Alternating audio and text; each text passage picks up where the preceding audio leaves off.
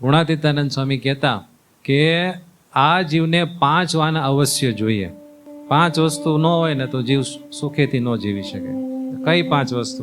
પેલું અન્ન, ખાધા વગર હાલે, ખાવા જોઈએ. બીજું જળ.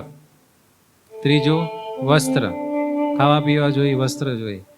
ચોથું છે નિદ્રા, સુવા જોઈએ. ગમે એવું તમને હારું હારું ખાવા દે, બધી જગ્યા ફરવા લઈ જાય, પણ સુવા ન દે તો ચાલે? સુવા તો જોઈએ જ. એટલે અન્ન, જળ, વસ્ત્ર, નિદ્રા અને સ્વાદ મધ્ય મીઠું, ને તે વિના બીજું તો સર્વે ફેલ છે. ગુણાતીતાનંદ સ્વામી કહેતા એટલું જો મળી જતું હોય ને તો પછી શાંતિથી ભગવાનનું ભજન કરવું. 2 ટાઈમ ખાવાનું મળી જાય, આપણું જીવન શાંતિથી ચાલી જાય.